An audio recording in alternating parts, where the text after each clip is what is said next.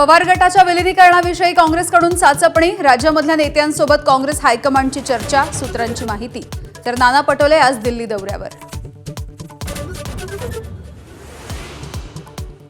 समविचारी पक्षांचं काँग्रेसमध्ये विलीनीकरण व्हावं असा प्रस्ताव याआधी देखील शरद पवार यांना दिला होता.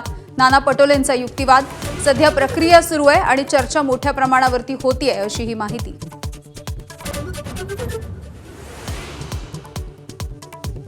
पंढरपूरमध्ये पोलिसांच्या नोटिशीच्या नंतरही आमदार रोहित पवार यांचं आंदोलन सुरू. शेतकऱ्यांच्या कर्जमाफीतील जाचक-अटींच्या विरोधात रोहित पवार यांचं अन्नत्याग आंदोलन.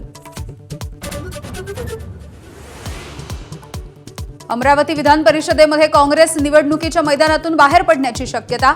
वंचित बहुजन आघाडीच्या उमेदवाराला पाठिंबा देण्याची चर्चा. तर हर्षजित देशमुख निवडणूक लढवण्यावरती ठाम. लातूरमध्ये शेतकरी दाम्पत्याला आजारी बैल दिल्याचा आरोप. 2च दिवसामध्ये मशागतीदरम्यान बैल खाली बसला. मुख्यमंत्र्यांचं शेतकऱ्याला मनाप्रमाणे नवा बैल देण्याचे आदेश. इराण विरुद्धचं युद्ध थांबवलं. डोनाल्ड ट्रम्प यांची मोठी घोषणा. युद्ध संपवण्यासाठीचा करार अंतिम टप्प्यामध्ये आल्याचं वक्तव्य. प्रशांत महासागरामध्ये अल निनो सक्रिय झाल्याची क्लायमेट प्रेडिक्शन सेंटरची घोषणा. यंदा 1950 नंतरचा सर्वाधिक तीव्र एल निनो राहण्याचा अंदाज.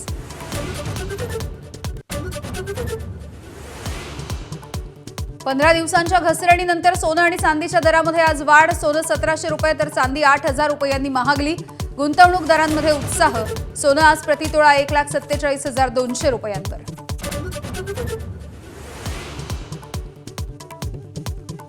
तृणमूल काँग्रेसच्या 19 बंडखोर खासदारांची यादी समोर. लोकसभा अध्यक्षांना दिलेली यादीच ANI कडून जारी. यादीमध्ये अनेकांची नावं पण सह्याच नाहीत. खाडाखोड आणि पुनर्लेखन.